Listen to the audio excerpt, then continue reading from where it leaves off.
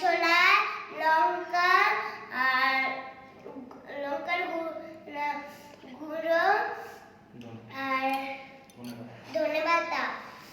এখন আমি হাতের কাজ করছি, যদি মামামের হয়ে যায় তারপরে তোমাদেরকে দেখাবো। এখন চালা মশলা হচ্ছে।